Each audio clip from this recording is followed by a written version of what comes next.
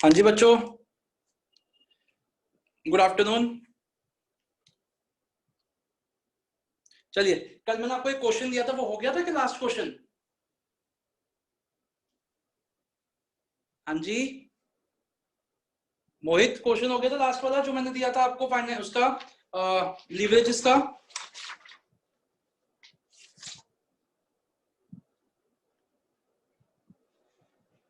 मुस्कान sir एक बार 15 करा दो। हाँ 15 करा दो। अच्छा सर हो गया। चलिए कोई नहीं, मैं करा देता हूँ। 15 करा दो। 16 हो गया था। हाँ 16 इजी था, 15 मुश्किल। 15 तो बहुत इजी है यार। 15 में तो कुछ सर भी नहीं है। सही आप ये हमारे आपको पास रेशोज कैसे आएंगी, याद करनी पड़ेंगे सारी? कौन सी ratios?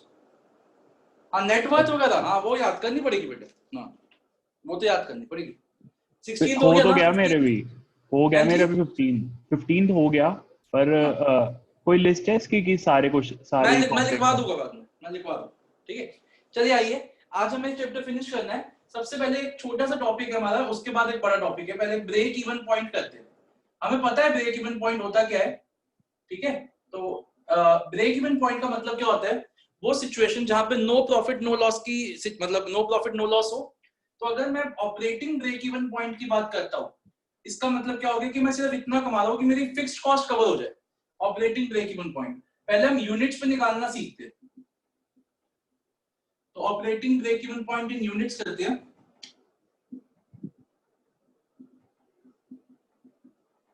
Operating fixed cost question में यही रखी होगी आपको, upon contribution per unit. Contribution per unit का क्या मतलब हुआ? Contribution per unit, contribution per unit का मतलब हो गया selling price minus variable cost per unit upon number of units. हाँ नहीं बस ये हो गया। ये हमारा इससे हमारे पास इतने यूनिट्स आ जाएंगे कि अगर हम इतने यूनिट सेल करेंगे तो हमारी नो प्रॉफिट नो लॉस हो जाएगा, मतलब हमारा ईबीआईटी नील आ जाएगा। अगर मेरे को रुपीस में चाहिए हो कि कितने की सेल करेंगे कि हमारा ईबीआईटी नील आ जाए, तो मैं इसी को रुपीस में भी कर सकता हूं। Operating break even point in rupees, पहले ये निकाल लो, इन यूनिट्स निकाल लो पहले। कैसा रहा टेस्ट आपका निष्ठा?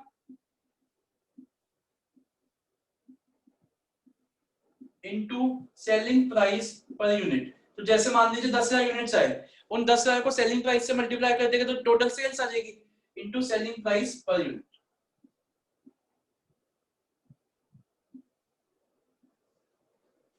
या इसका एक और फॉर्मूला होता है, वैसे आपका यही यूज होएगा मैक्सिमम, बट एक और फॉर्मूला होता है, लिख लेते हैं वो भी। Operating fixed cost upon PV ratio.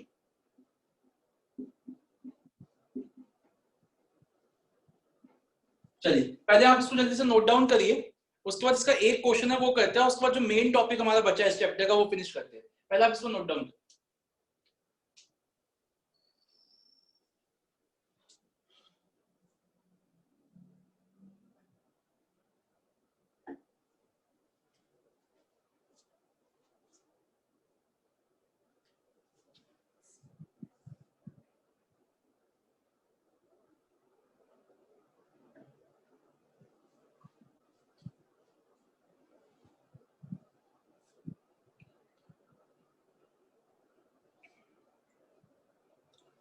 यार ये आयुष क्यों नहीं आता? मोहित एक बार उसको बोल दियो यार। सर मैं बात कर लूंगा आज। हाँ ऐसे क्लासेस मिस सारी मिस करता रहता है वो, मजाक में थोड़ी ना लेना।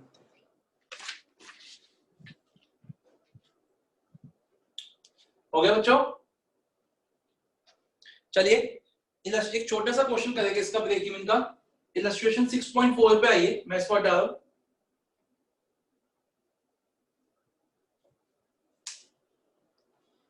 हटा दूं इसको? थोड़ा धीरे कराओ ना आप। सर बहुत एक हाँ स्लो हाँ कर रहे हो। अरे तुम बोल ना, तुम बोल ही नहीं रहे तो मैं अपनी assumption ले रहा हूं। तुम बोलो, धीरे करेंगे, कोई दिक्कत नहीं है। तुम बोलो तो मेरे को। यार इसका क्या पंगा है? कौन सा है इसका नेट है ये?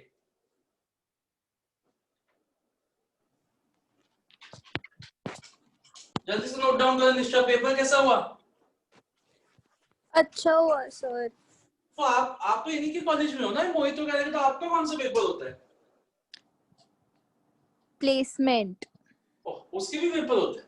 अच्छा हाँ जल्दी करो, कौन सी कंपनी का प्लेसमेंट थी आज? डिलॉइट। डिलॉइट में आप ऐसे चले जाओ, आपको ऐसे ले रख लेंगे। ऐसे नहीं रख लेते ना सर, ये तो प्रॉब्लम है। चल जल्दी कॉपी करो इसको।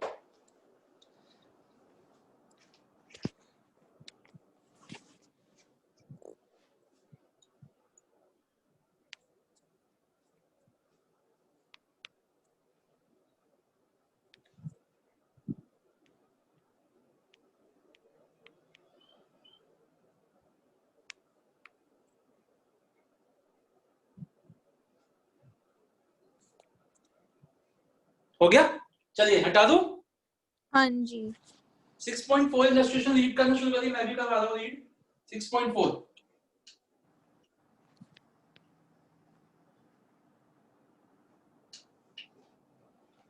तो आइए रीड करते हैं।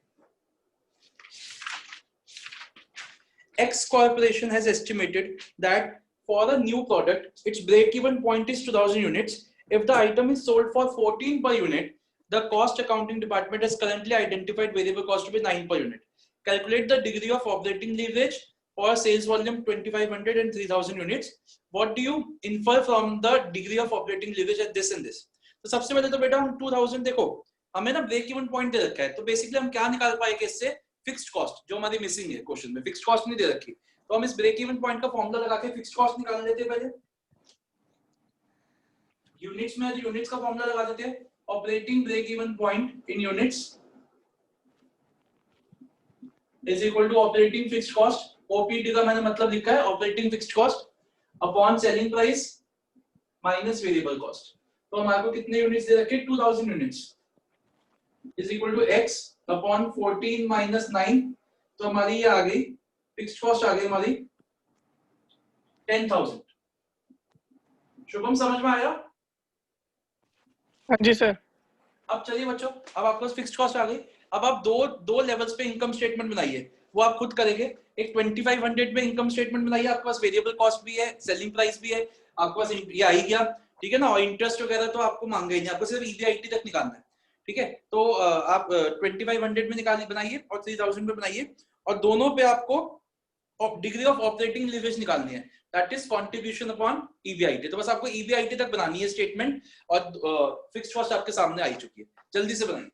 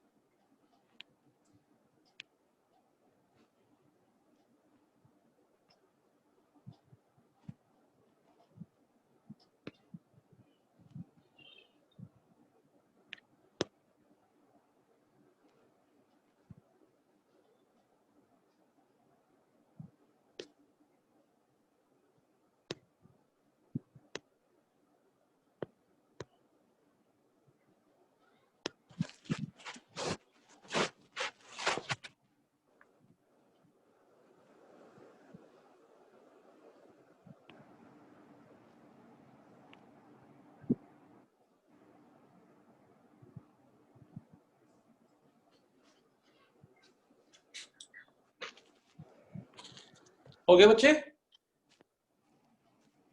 अब एक बात देखी होगी, आपने नोटिस की होगी, मेरे को बताना 2500 पे आप मेरे को 2000 पे भी एक बार इनकम स्टेटमेंट बनाइए, 2000 पे भी बनाइए आप, हालांकि मांगी नहीं उन्होंने, लेकिन आप बनाइए मेरे को 2000, 2500 और 3000 तीनों पे डीओएल निकाल के बताइए।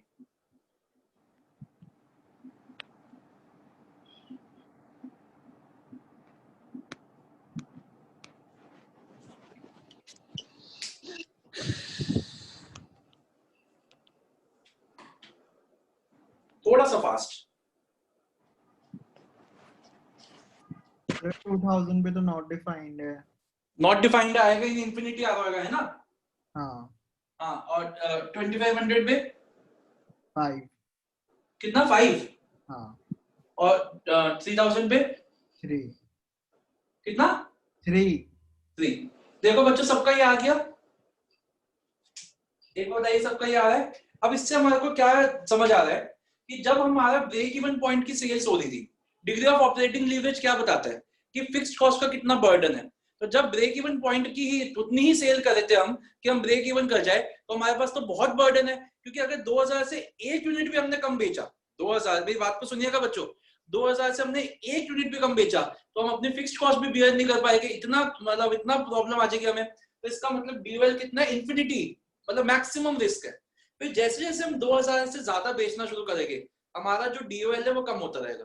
तो 2500 पे 5 आ रहा है, 3000 पे और कम आ गया, 4000 पे और कम हो जाएगा, 5000 पे और कम हो जाएगा, ये कम होता है। तो उसका नेक्स्ट पॉइंट है, मतलब क्वेश्चन जो पूछ रहा है व्हाट डू यू इन्फर, तो हम क्या लिखेंगे कि 2500 पे हमारा डीओएल 5 है, और जैसे जैसे हम डीओएल अपने ब्रेक इवन पॉइंट से दूर जा रहे हैं, जैसे जैसे we are selling units greater, ज्यादा, तो हम तो ब्रेक इवन पॉइंट हमारा डीओएल फॉलो। समझ में आ गया बच्चों? हाँ जी शिवानी, समझ में आई मेरी बात? हाँ जी। पूरा कॉन्सेप्ट समझ में आ गया? चलिए, तो आइए अब हम अपने नेक्स्ट कॉन्सेप्ट पे चलते हैं। अनीश समझ आ गया? Yes sir. चलिए, तो आप लिख लीजिए, एक लाइन लिख लीजिए जो नीचे उन्होंने पूछा ना व्हाट डू यू मतलब कमेंट, तो आप कमेंट लिख लीजिए। It is quite clear from the above income statements. It is quite clear from the above income statements that as we are moving far away, as we are moving far away from the break even point, from the break even point, our burden of fixed cost, या फिर operating ऐसे लिखा है, burden of fixed cost bracket में लिखिए operating risk, our burden of fixed cost bracket में लिखिए operating risk on the profits is reducing, this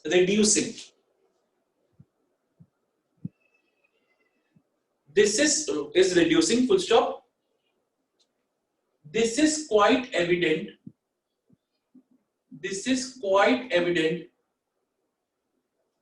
from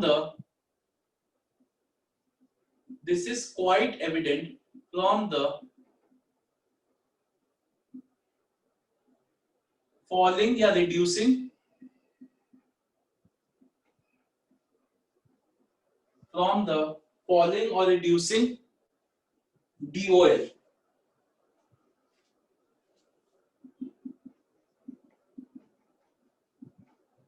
From the falling DOL या degree of operating leverage.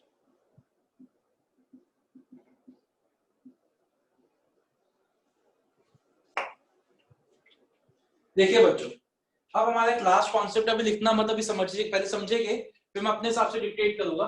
ये last concept है जिसके ऊपर मैं आज 3-4 क्वेश्चंस करते हैं। मैंने आपको फर्स्ट क्लास मतलब कल थी लीवरेज की क्लास, तब मैंने आपको एक चीज बताई थी, अगर किसी कंपनी का डीओएल ज्यादा है, दैट इंडिकेट्स कि उस कंपनी का ऑपरेटिंग रिस्क ज्यादा है, लेकिन उससे हमें घबराना नहीं है। अगर किसी कंपनी का रिस्क ज्यादा होता है तो दैट इज, पहले एक तो है खतरे की घंटी की, हाँ रिस्क ज्यादा है, एक अपॉर्चुनिटी भी है वो कि अगर रिस्क ज्यादा है तो कंपनी ज्यादा कमाने की क्षमता भी रखती है। ये बात समझ में आई? Higher the risk, higher is the opportunity, higher is the possibility to get maximum returns. तो ये यहाँ पे हम क्या पढ़ रहे हैं कि अगर किसी कंपनी का ऑपरेटिंग रिस्क ज्यादा है तो थोड़े से एफर्ट्स के साथ ही हम बिग मैग्नीट्यूड देख सकते हैं प्रॉफिट्स में। थोड़े एफर्ट्स डालने से ज्यादा इंपैक्ट पड़ेगा अगर हमारी कंपनी रिस्कियर है। तो यहाँ पे देखिएगा, कॉन्सेप्ट ऑफ डीओएल कहता है, जो हमने अभी डीओएल का एक फॉर्मूला पहले पढ़ा था, कल हमने फॉर्मूले पढ़े थे। डीओएल का क्या फॉर्मूला था हमारा? Contribution upon EBIT. डीएफएल का क्या फॉर्मूला था हमारा? EBIT upon EBT minus PD upon 1 minus P. और डीसीएल का क्या फॉर्मूला था हमारा? DCL का फॉर्मूला था हमारा contribution contribution upon EBT minus PD upon 1 minus. तो अगर किसी का डी, लेट अस अज्यूम हमने इस फॉर्मूले को लगा के DOL अभी निकाला आपने 5, अभी निकाला इस क्वेश्चन पे, तो अगर किसी कंपनी का DOL 5 है, बहुत ज्यादा रिस्क है कंपनी में, लेकिन दैट विल इंडिकेट कि मैं अगर सेल्स को, यहां देखिए अगर किसी कंपनी, प्लीज मेरी बात को समझिएगा, हालांकि अगर आप नहीं समझ आता तो आप सीधा फॉर्मूला लगा के भी क्वेश्चन कर सकते हैं, बट थोड़ी सी अंडरस्टैंडिंग हो जाएगी तो और बेटर तरीके से कर पाएंगे। सर एक बार रिपीट करना।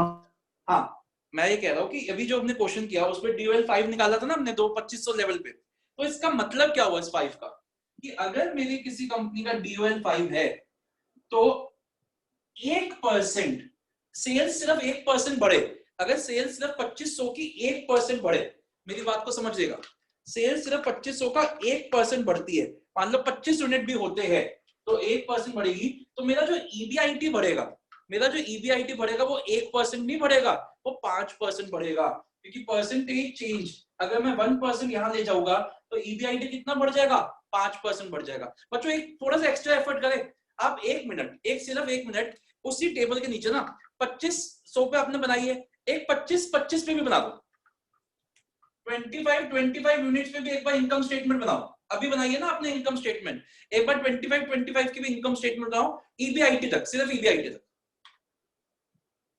1 मिनट के लिए, और मुझे बताइए EBIT कितना है।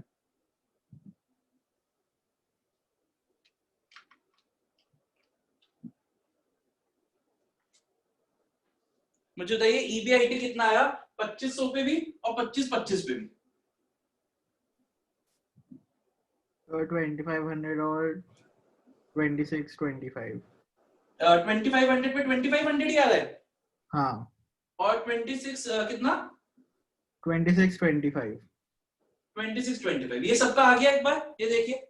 अब हम चेंज देखते हैं, हमें पता है किसी भी दो चीजों में चेंज निकालने का फॉर्मूला क्या होता है, new minus old upon old, तो ये देखते हैं 2625 माइनस 2500 अपॉन 2500 इंटू 100,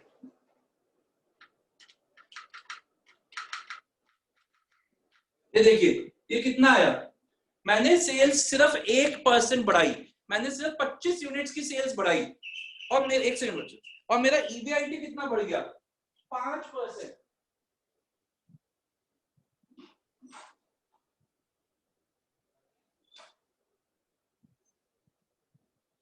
हाँ जी निष्ठा, समझ में आएगी बात कि सेल्स मैंने 1% बढ़ाई, क्योंकि ये 2500 का 1% है, और मेरा EBIT 1% नहीं बढ़ा, 5% बढ़ गया, ठीक है ना। तो अगर किसी कंपनी का रिस्क ज्यादा है तो हमें घबराना नहीं है, उस रिस्क को अपने एडवांटेज के लिए यूज करना आना चाहिए।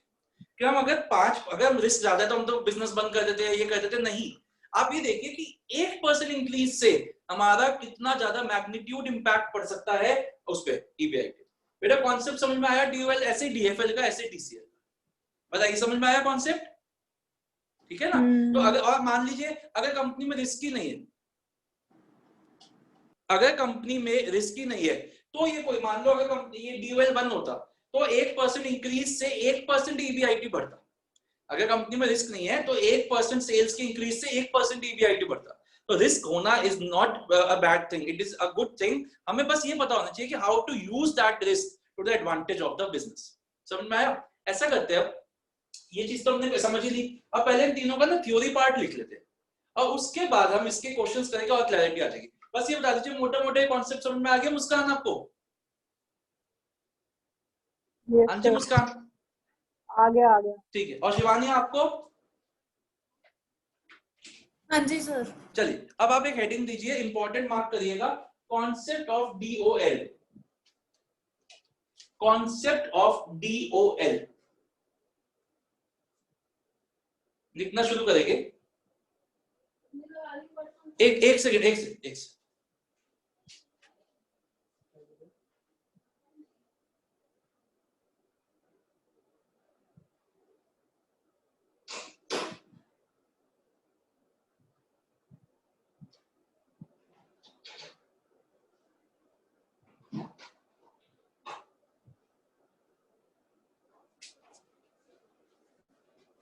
चलिए लिखिए, high DOL means high DOL means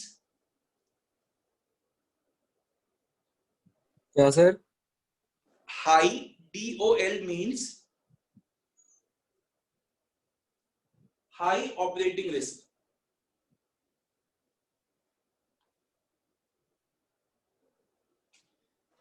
next line में लिखिए higher the risk, higher the risk, higher is the expected returns. Higher the risk, higher is the expected returns.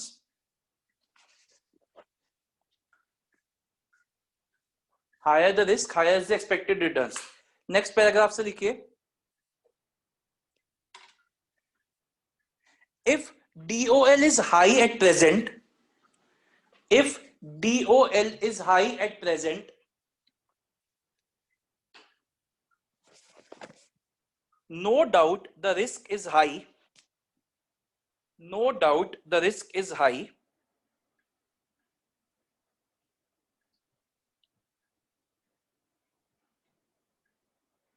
But a little increase in sales, but a little increase in sales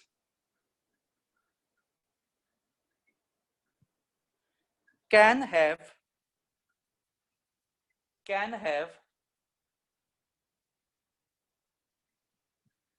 a big magnitude impact on EBIT. A big magnitude impact on EBIT.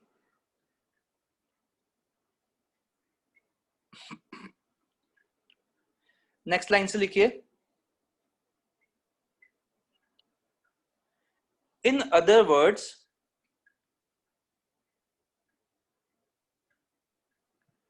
for every 1% change in sales, for every 1% change in sales,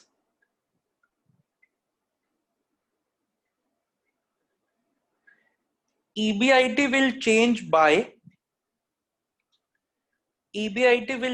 by percentage equal to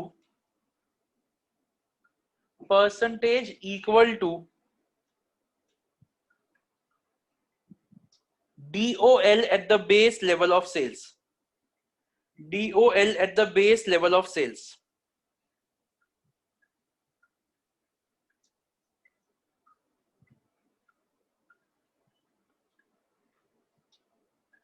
बेटा उसके नीचे ना formula लिखेंगे, box में लिखेंगे DOL is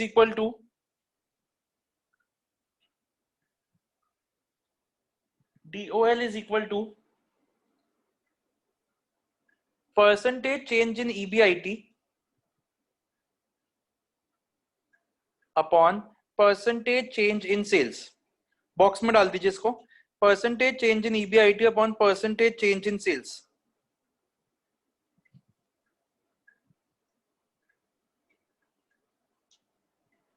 अब आप लिखिए concept of DFL. Concept of DFL.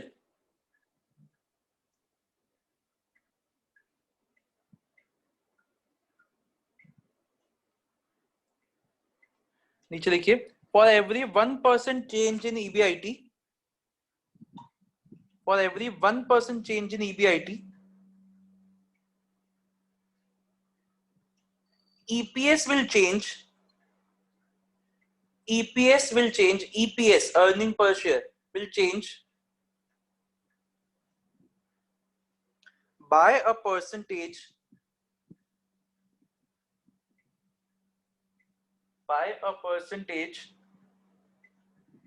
equal to DFL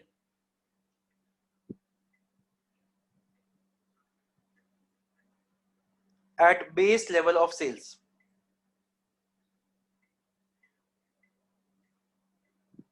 formula लिखिए नीचे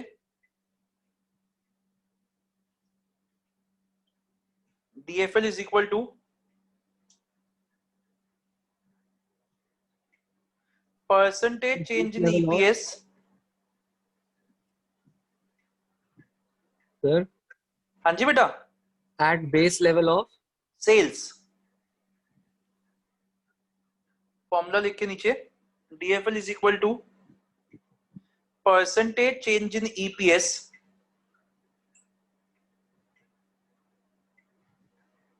upon percentage change in EBIT।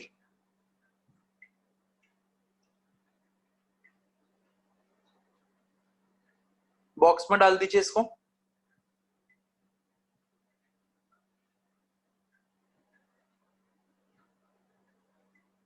चलिए बच्चों, अब लिखिए कॉन्सेप्ट ऑफ DCL।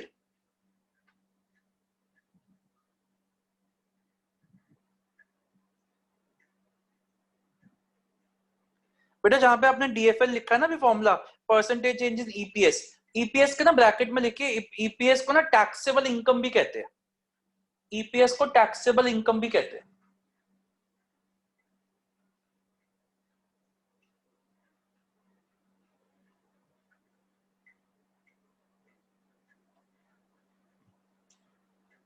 चलिए अब लिखिए concept of DCL।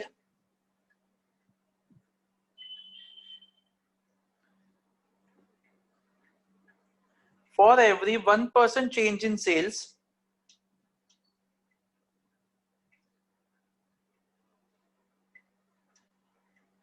EPS will change by, EPS will मैं हर जगह चेंज लिखवा रहा हूं क्योंकि मैं इंक्रीज नहीं लिखवा सकता।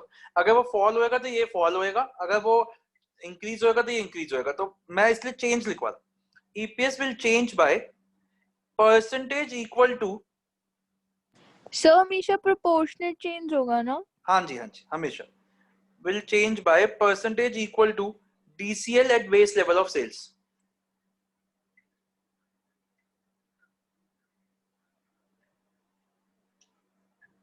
फॉर्मूला लिखिए,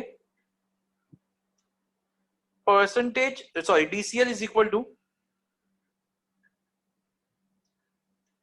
percentage change in EPS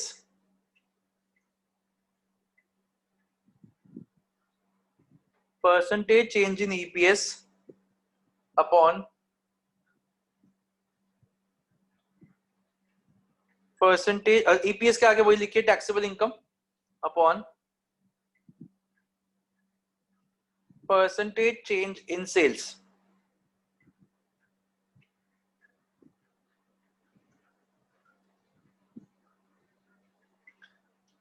आप नीचे नोट में भी लिख लीजिए that EPS is also known as taxable income. EPS is also known as taxable income.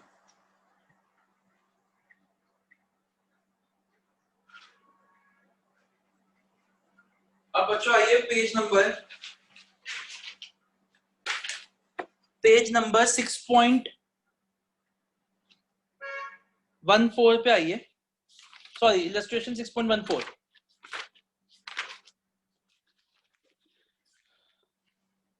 The following data is available for XYZ Limited। आपको सेल्स दे रखी है 2 लाख की, आपको वेरिएबल कॉस्ट दे रखी है 60,000, कंट्रीब्यूशन दे रखा है, फिक्स्ड कॉस्ट दे रखी है, EBIT दे रखा है, इंटरेस्ट दे रखा है और PBT दे रखा है। सबसे पहले तो आप क्या करेंगे, तीनों फॉर्मूले लगा के DOL, DFL एंड DCL, आप पहले तीनों लीवरेजेस निकालेंगे। बेस जो नॉर्मल फॉर्मूला था हमारा, जो हमने कल की क्लास में सीखा था, कंट्रीब्यूशन अपॉन EBIT, फिर दूसरा था EBIT अपॉन EBT, फिर तीसरा था कंट्रीब्यूशन अपॉन EBT। पहले तो वो फॉर्मूला लगा के आप तीनों उस पे निकालेंगे। फिर उसने बोला है first part, using the concept of financial leverage, by what percentage will the taxable income increases, that is EPS will increase if the EBIT increases by 6%। तो जो आपका DFL आएगा, जो भी DFL आएगा, that should be equal to percentage change। आपने formula लिखा ही अभी, EPS अपॉन EBIT। तो वो कह रहे हैं कि EBIT 6% बढ़ेगा, तो नीचे 6% आ गया और आप उसको मल्टीप्लाई करके निकाल देंगे। देखो बच्चों मेरी बात को समझिएगा, इसमें इन्होंने ये नहीं बोला कि also check your results, also verify करो, ये नहीं बोला उन्होंने आपको। तो आप सिर्फ उसको मल्टीप्लाई करके परसेंटेज निकाल के आंसर को छोड़ सकते हो।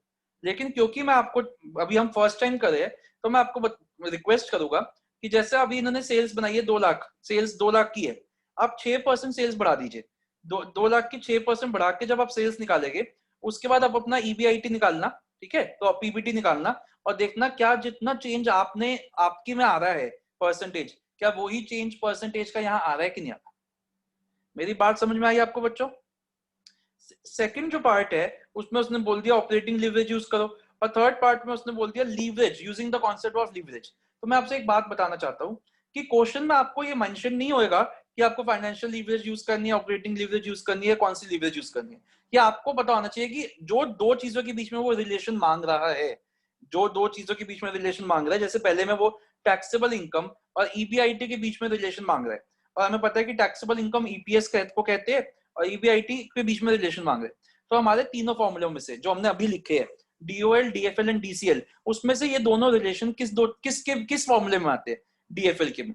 तो आपको ये पता होना चाहिए। इन्होंने तो लिख दिया using the concept of financial leverage, लेकिन हर क्वेश्चन में ये लिखा नहीं मिलेगा। मैक्सिमम क्वेश्चन में आपको लिखा मिलेगा using the concept of leverages only, यही लिखा होगा। तो आपको पता होना चाहिए। इतनी बात समझ में आई बच्चों? चलिए आप इसको क्वेश्चन को करिए जल्दी से, 5-10 मिनट्स दे रहा हूँ, आप चेक भी करेंगे तीनों पार्ट्स। शुभम समझ में आया? हाँ जी सर। चलिए जल्दी से करिए बेटा। किसी को कोई डाउट आता है तो आप मेरे को पूछ सकते हैं।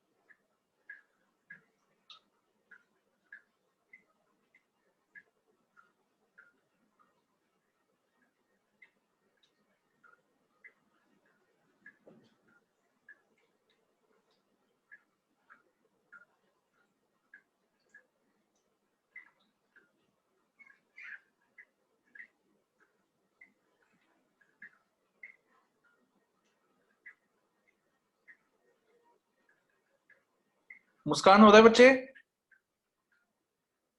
Yes sir. हर्षिता समझ आ रहा है? Yes sir. चलिए चेक भी करना है साइड बाय साइड। अनीशा आपका हो रहा है? Yes sir. हाँ चेक करते रहिएगा।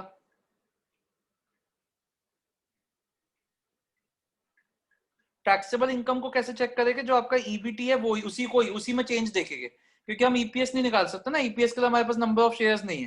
तो आप टैक्सेबल इनकम के लिए आप पीबीटी जो आया है उसी वो चेंज करके देख लीजिए, क्या वो उतने परसेंटेज से ही बढ़ रहा है। सर कैसे?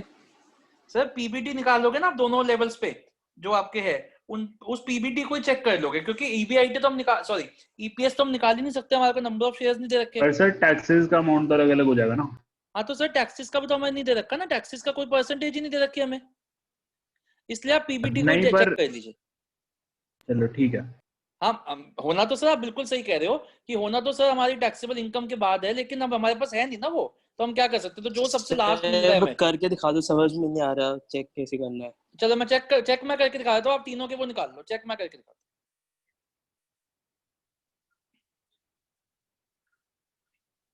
चेक जिसका हो रहा है वो कर लीजिए, अदरवाइज चेक मैं बताऊंगा कैसे करना है, वो तीनों के वो निकाल लीजिए।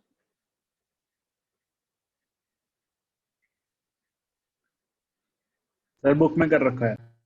बुक में चेक कर रखा है इन्होंने? तो देख, नहीं मैं करवा दूंगा, कोई नहीं। मोहित देखो, आपको अगर समझ आ जाए तो। वैसे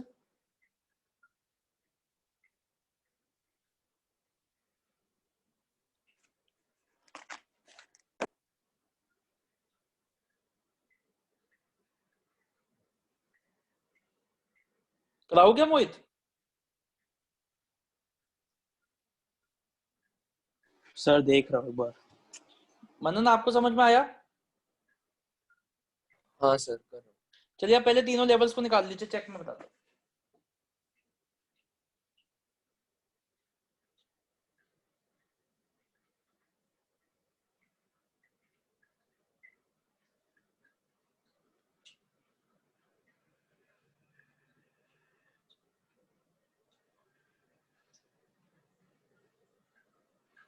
निष्ठा कितना हो गया?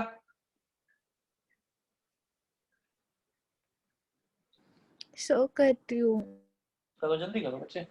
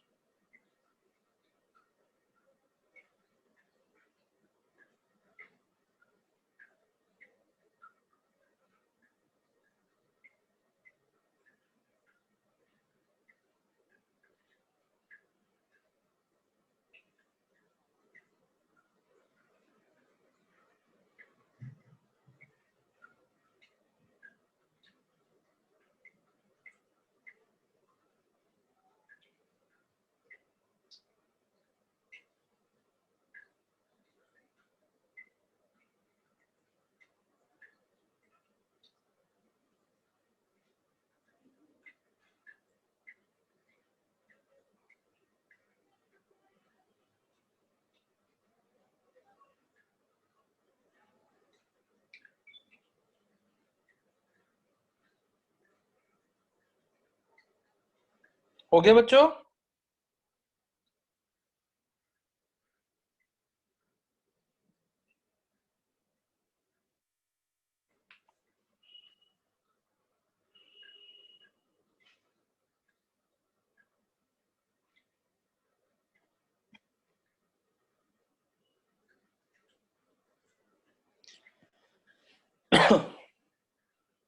हाँ जी बच्चों, हुआ?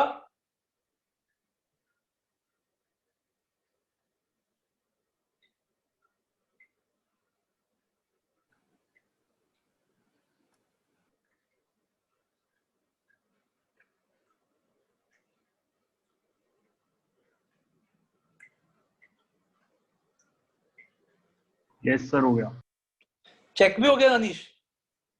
हाँ सर। ठीक, वेरी गुड। शिवानी आपका हुआ बेटा? हाँ जी सर हो गया। चेक भी समझ आ गया? हाँ जी। मोहित आपको? सर एक सीन बस कर रहा हूँ, लास्ट पार्ट। ठीक ठीक ठीक।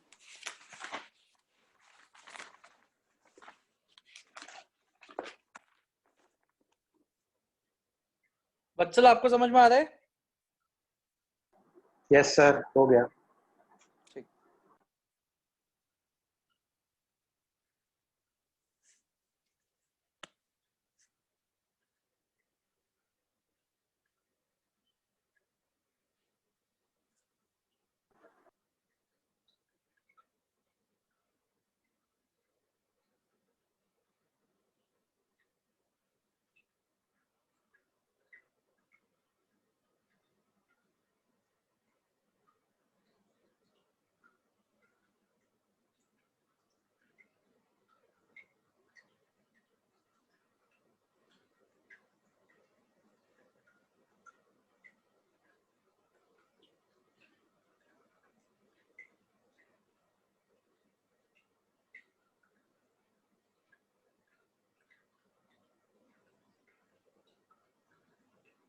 कोई पूछो यार, ये निष्ठा कहाँ रह गई है जरा। मोहित हो जाए तो बताना, फिर आगे चले। यस सर, हो गया है। चलिए, सबको समझ आ गया? किसी को पूछना है तो मैं कराऊं, अदरवाइज मैं आगे बढ़ूं फिर। चलिए, सबका हो गया तो 6.2 क्वेश्चन पे आइए एक बार। A firm has sales of 10 lakh rupees, variable cost 7 lakh and fixed cost 2 lakh and debt is 5 lakh at 10% interest. What are the operating, financial and combined leverage? पहले तो आप इतना निकालिए, पहले तो आप तीनों लीवरेजेस निकालिए इस इंफॉर्मेशन से। कौन सा क्वेश्चन? 6.2। पहले आप एक इनकम स्टेटमेंट बनाइए इंफॉर्मेशन से और पहले तीनों लीवरेजेस निकालिए, DOL, DFL एंड DCL।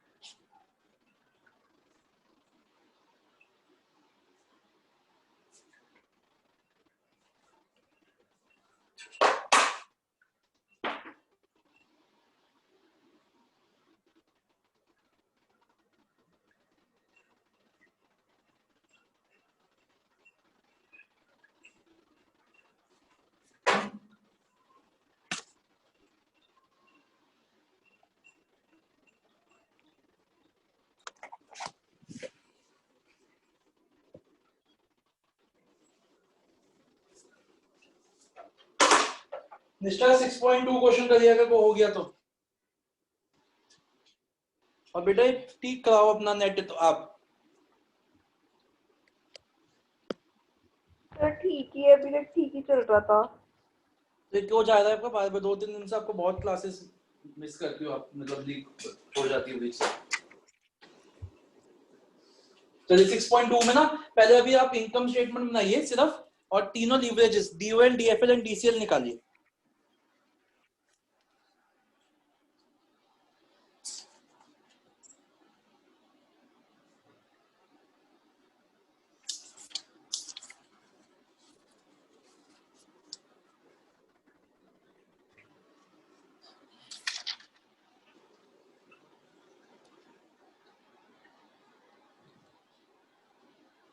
चलिए निकल गई होगी DOL, DFL, DCL। तो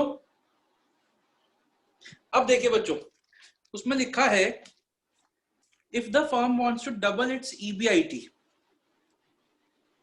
how much of a rise in sales would be needed on a percentage basis. तो पहले तो आप मुझे बताइए कि EBIT और सेल्स किस फॉर्मूले में आता है? DOL DOL। और DOL आपका कितना आया? 3। तो अब इसका मतलब क्या हो गया? DOL is equal to percentage change in EBIT upon percentage change in sales. ठीक है ना? तो 3 इज इक्वल टू, अब एक बात बताइए, अगर मैं किसी चीज को डबल करना चाहता हूं, डबल, तो परसेंटेज चेंज कितना होगा? निष्ठा बताएगी। अगर मैं किसी चीज को 100 से 200 करना चाहता हूं तो परसेंटेज चेंज कितना बोलेगा आपकी? परसेंटेज चेंज में कितना बढ़ा है वो निष्ठा? अगर 100 से 200 करना है आपको, मतलब मैं डबल कर रहा हूँ, 500 से 1000 कर लो। मैं पूछ रहा हूँ कोई भी चीज को अगर मैं डबल करना चाहता हूँ तो परसेंटेज टर्म्स कितनी मानी जाएगी? 10% या 1%? 100% मानी जाएगी। बिल्कुल सही बोला आपने। तो 3 is equal to 100 upon percentage change in sales. समझ में आ गया सबको? 100%।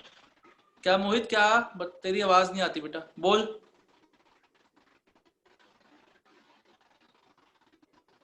हाँ जी मोहित बोलो।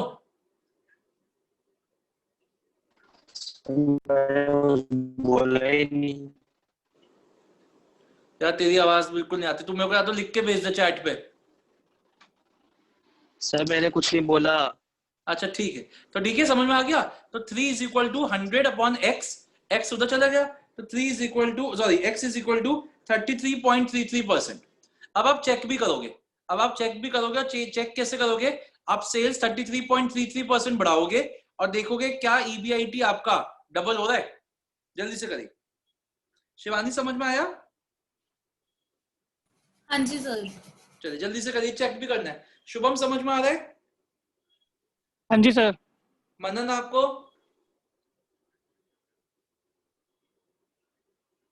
हाँ जी सर। चलिए जल्दी से करिए, चेक करके मेरे को बताइए सब। हर्षिता आपको भी समझ आ रहा है? Yes sir. ठीक।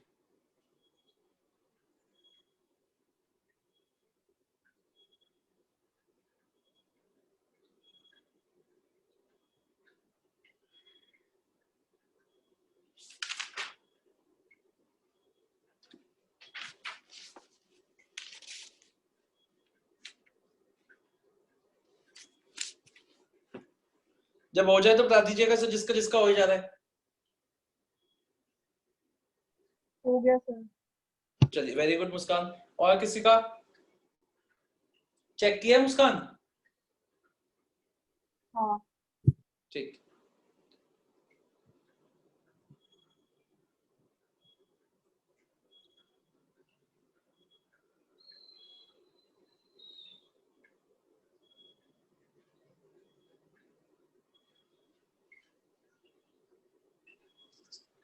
सर हाँ जी बेटा। सर इसमें वेरिएबल कॉस्ट क्यों चेंज होएगी? वेरिएबल कॉस्ट क्यों चेंज होएगी? सर एक हाँ, बात बताओ, क्यों सेल्स बढ़ेगी variable- तो वेरिएबल कॉस्ट चेंज नहीं होएगी? हाँ जी अच्छा, सर। मतलब परसेंटेज निकाल के करना पड़ेगा। हाँ तो 2 लाख, Original 10 का। लाख की 7 लाख 70% है, तो जो तेरी नई ठीक सेल्स है आई है सर। उसका भी 70% कर ले। ठीक है। या आप यूनिटरी मेथड लगा लो, जब 10 लाख थी तो 7 लाख थी, अब 10,33,000 हो गए तो कितना हो गया? करना पड़ेगा मतलब।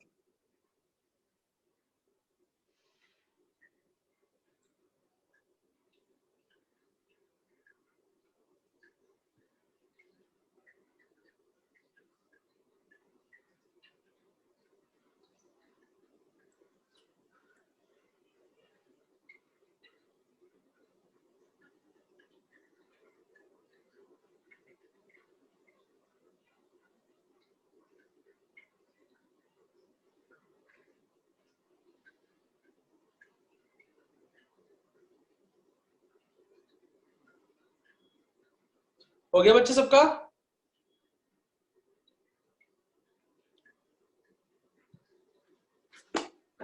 चलिए 6.7 पे आइए, मैं रीड कर रहा हूं। The Karnal Recreation Limited manufactures a full line of lawn furniture. The average selling price of the finished unit is 2,500 and variable cost is 1,500 per unit. Fixed cost for the company are 50 lakhs per year. What is the break-even point? तो पहले तो आप break-even point निकाल लेंगे, 50 lakh upon 2,500 minus 1,500 units में आ जाएगा आपका, ठीक है? Find the degree of operating leverage at the following production and sales level. आपको 4,000, 5,000, 6,000 and 8,000 के 4 इनकम स्टेटमेंट बनानी है। चारों पे आपको डिग्री ऑफ ऑपरेटिंग लीवरेज निकालना है, हो जाएगा।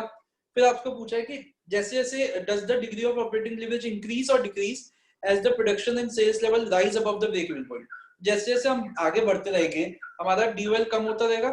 And what conclusion you draw, वही जो मैंने आपको पहले लिखवाई थी कि जैसे जैसे हम डीओएल हम अपने ब्रेक इवन पॉइंट से दूर जाते रहेंगे वैसे वैसे हमारा डीओएल, हमारा रिस्क कम होता रहेगा। लास्टली वो बोल रहा है by what percentage will the EBIT increase if the company's sale increase by 10% from the production and sales level of 8,000 units? तो अभी क्या करना है आपको, मतलब आपको 10% इंक्रीज करे तो कितना EBIT बढ़ेगा, तो वो आप निकाल ही लोगे। तो अब 8,000 तो आपके पास बना हुआ है, फिर जितना वो आएगा मतलब 10% इंक्रीज करके एक और इनकम स्टेटमेंट बनाओगे 8800 पे, उसको भी चेक करो। समझ में आ गया सबको? शुभम आपको समझ में आ गया? सर थोड़ा सा फिर से बताना एक बार। कौन सारा, मैं फिर से पढ़ूं क्वेश्चन? नहीं सर, लास्ट वाली जो 2 लाइन आपने लास्ट वाला पॉइंट वो कह रहा है by what percentage will the EBIT increase if the company's sales increases by 10% at the from the level of 8,000।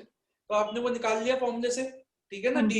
DOL के फॉर्मूले से 10% जो भी DOL आएगा आपका that is equal to x upon 10%। हाँ जी। तो आपका वो चेंज आ जाएगा।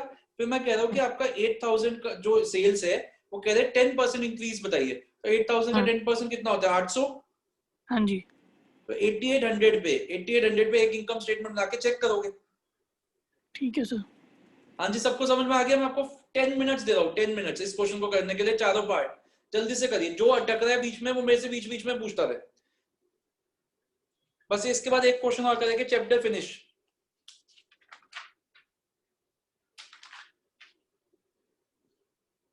And I hope and I wish कि आप जिसका भी अनीश, तेरा एग्जाम नहीं है मंडे को? नहीं सर, क्यों, तू भी तो इनके कॉलेज में ही है। सर मेरी टीचर बढ़िया है। तेरी टीचर बढ़िया, चलो अच्छी बात है। तो जिसका भी, I hope and I wish कि जिसका भी एग्जाम है मंडे को, उनका एग्जाम अच्छा हो जाए।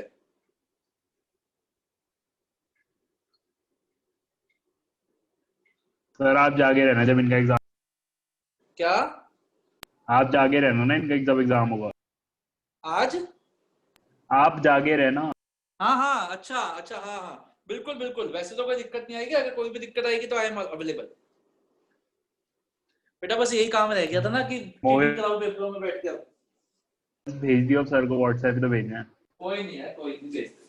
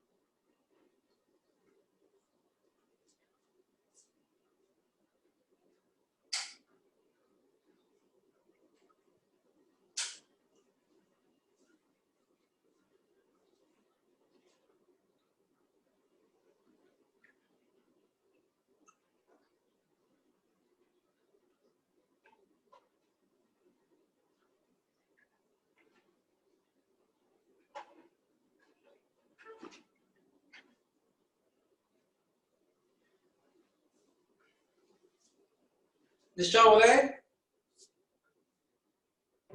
तो मैं कर लूंगी, आप टेंशन मत लो। क्या कह रहे हो? मैं कर लूंगी। नहीं, मैं आगे बढ़ ही नहीं रहा, मैं सबका हो जाए, मैं तो पूछ रहा हूँ। किस ओके किस का हो गया बताते रहिए।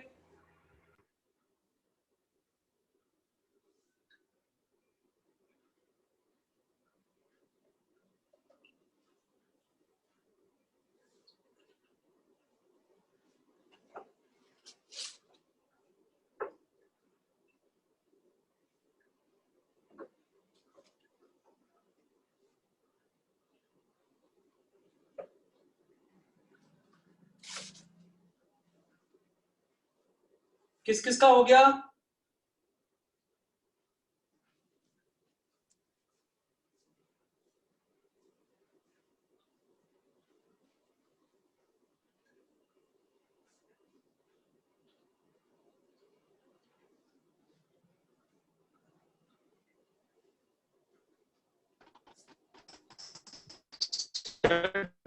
हाँ जी मोहित, यार तेरी आवाज नहीं आ रही, रुक जा, अब बोल। एक्सप्रेशन देनी है ना। नहीं, तेरी आवाज नहीं आ रही, रुक जा, बोल।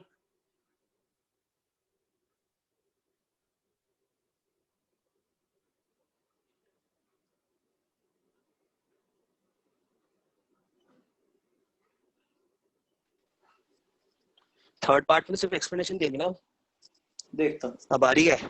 हाँ ठीक है, थर्ड पार्ट की एक्सप्लेनेशन। अब आ रही है? हाँ जी ठीक है हाँ। तो मैं लिखवा देता हूँ, चलिए थर्ड पार्ट की एक्सप्लेनेशन मैं लिखवा देता हूँ। बच्चों लिखो, ब्रेक इवन पॉइंट कितना आया था इसका? 5000 यूनिट्स, है ना? तो चलिए लिखिए। सर हाँ जी 5000 यूनिट है, उसकी ऑपरेटिंग लीवरेज इन्फिनिटी आनी चाहिए। हाँ इन्फिनिटी है ना, निकल ही नहीं सकती ना यार, तो तभी तो डैश लिखा हुआ इन्होंने है।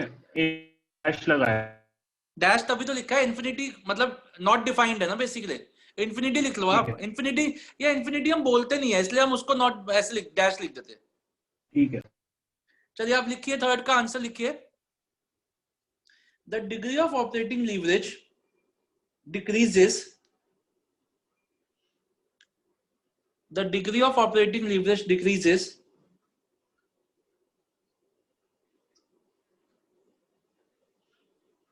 as the production and sales level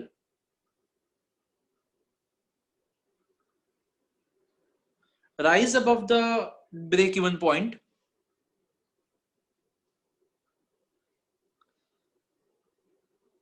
As the production and sales level rise above the break even point. This is because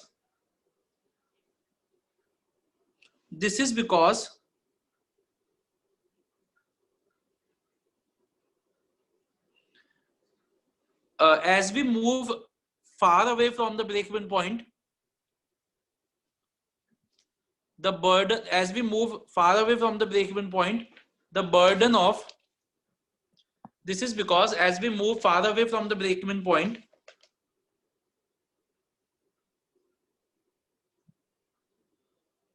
the burden of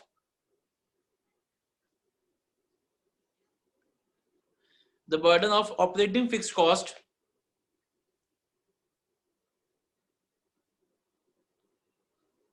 is decreasing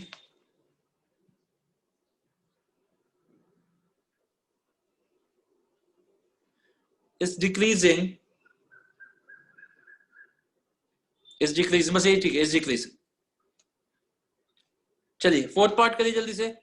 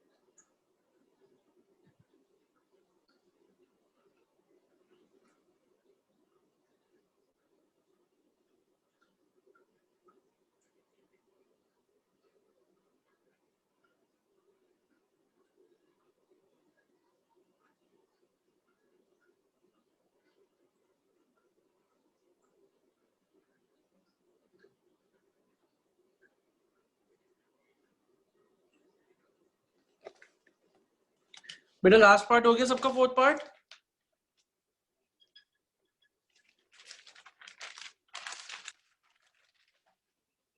yes sir. चलिए लास्ट क्वेश्चन करते हैं आज का। 10th question पे आइए बच्चों, illustration number 6.10।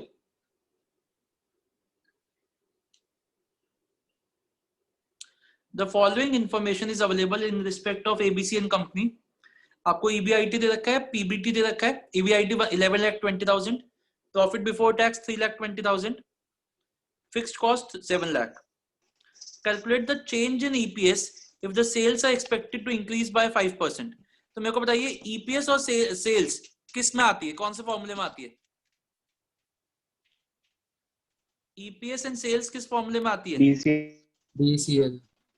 ठीक है ना, तो जल्दी से निकालिए, कौन सा कंबाइंड क्वेश्चन है? लीवरेज निकालिए, पहले बेस लेवल पे निकालिए, EBIT अपॉन EBT करके।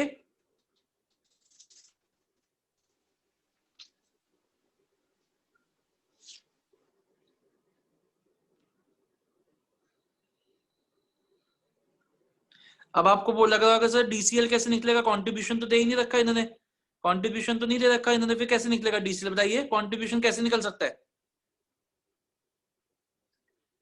कंट्रीब्यूशन कैसे निकल सकता EBIT है? Plus fix.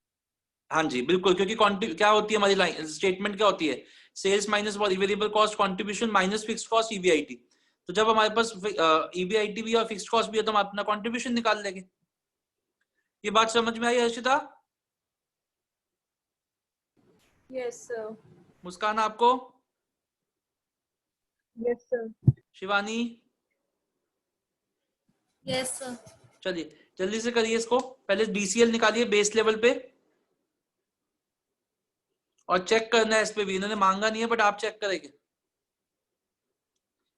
नहीं चेक इसमें नहीं हो सकता क्योंकि इसमें वेरिएबल कॉस्ट नहीं दे रखी, तो चेक छोड़ दीजिए, बस आप इसका परसेंटेज निकाल दीजिए।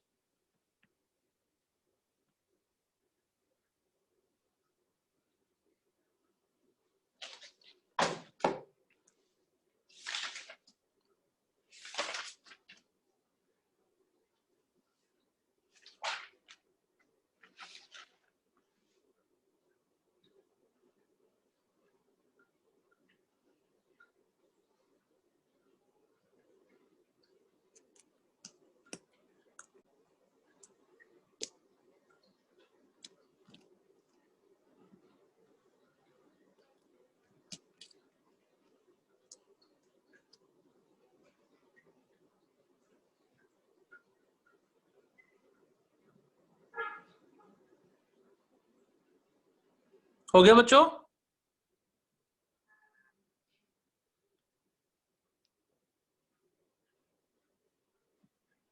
मोहित हो गया?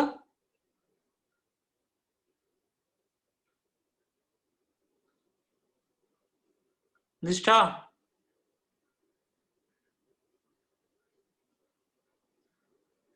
ऋत्विक आपका हो गया? Yes sir. चलिए बच्चों 6.3 क्वेश्चन पे आइए एक बार। सही लास्ट में तो हाँ यहाँ तुम बोल ली, मैं जब से पूछा सर। हो गया कोई जवाब नहीं। मैंने बोला तो हो गया। किसने सुना? ऋतिक की बात बोला मैंने। हाँ तो चलो अब तुमने बाद में बोला, सर। तुमने अपनी लास्ट चांस खो दी। अब ये लास्ट क्वेश्चन हो सकता था बट नहीं है, अब लास्ट क्वेश्चन है। सर सुन तो लो। हाँ हाँ बोल बोल सर बोल। हाँ ECL आ रहा है 1.625। कितना डीसीएल आ रहा है? 1.625 ठीक है। हाँ बोल आगे बोल। उसके बाद सर फॉर्मूला लगा Percent- 1.625 is equal to percentage percentage change in EPS upon percentage change in sales. हाँ तो सर वो अलग आ रहा है बुक से। तो 5 से मल्टीप्लाई कर दे 1.625 को, कितना आएगा? अच्छा सॉरी, हाँ नहीं तो सॉरी, अरे तूने गलत किया है ना, 1.625 आ ही नहीं रहा, तू कॉपी कर रहा है बेटा। क्या होएगा फिर सर? डीसीएल कितना आ रहा है? 5.69 आ रहा है डीसीएल। नकल के लिए भी अक्ल की जरूरत होती है, तूने कुछ चीजें कॉपी कर ली वहां से। बुक में गलत कर रखा है, मेरी गलत। बुक में गलत कर, ठीक है। चलिए बच्चों जल्दी से आइए, 5 मिनट दे रहा हूँ। क्वेश्चन नंबर 6.3 करिए। शुभम कुछ भी नहीं है क्वेश्चन में ना, मैं पढ़ देता हूँ। चलो, following information is related to 4 firms ABCD। सबका चेंज इन सेल्स दे रखा है परसेंटेज में, चेंज इन EBIT दे रखा है और चेंज इन EPS दे रखा है, और आपको सबकी डिग्री कौन ऑफ सा क्वेश्चन ऑपरेटिंग है? लिवरेज, डिग्री ऑफ CL निकालनी है। तो बस आपको डिवाइड करके निकालना है। ठीक है सर। जल्दी से क्वेश्चन कौन करिए, सा है? 2 मिनट्स के अंदर, 2 मिनट्स के अंदर। फिर मुझे आगे के क्लासेस का कुछ बताना है, जल्दी से करिए इस क्वेश्चन को। सर क्वेश्चन कौन सा है? 6.3।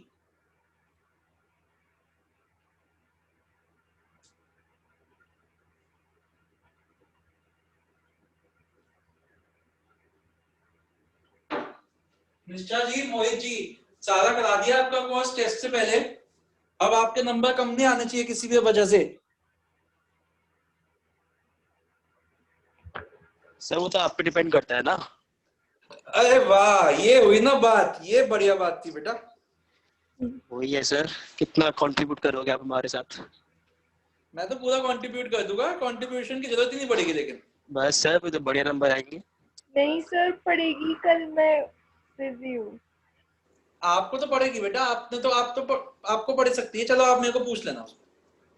सर वही मैं कह रहा हूँ, मंडे को वही आपको कंट्रीब्यूशन चाहिए, ये वाला नहीं चाहिए जो भी हम हाँ करा हाँ रहे हैं। मंडे को तो कंट्रीब्यूशन है बेटा, जरूरत नहीं पड़ेगी आपको,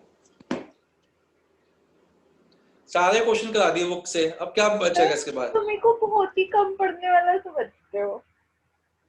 आपको अंडर एस्टिमेट करता हूँ बेटा, आप अपना नेट तो ठीक करा नहीं सकते, आपको अंडर एस्टिमेट नहीं करो तो क्या करूँ? सर उसका एडमिशन थर्ड लिस्ट, इसका एडमिशन थर्ड लिस्ट में हुआ था? अच्छा हमारा 7th। ठीक, अच्छा आपका 7th में हुआ था, अच्छा इतनी लिस्टें निकलती है खालसा में। सर आपको मजाक लग रहा है, एनजीसी मेरा नाम भी लिखा था, फोटो भी आई थी। कहाँ पे? एनजीसी में ही। अच्छा एनजीसी पे, चलो ठीक है, वेरी गुड। तो आप सबके बहुत साथ देते हैं। इंटेलिजेंट हो, सुपर इंटेलिजेंट हो वैसे तो आप। हाँ। तो मूड की बात भी होती है कुछ। चलो अच्छी बात है, अब रोना मत, चलो कोई नहीं, ठीक है। हो गया बच्चों?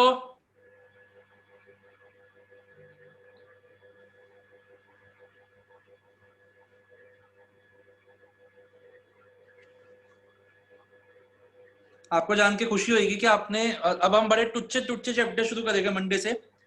तो मंडे को अब हमारा नया चैप्टर शुरू होगा 4 बजे। नहीं प्लीज, क्या? अब तो ऐसे सुनो मेरी बात सुन लो, मेरी बात सुन लो एक मिनट।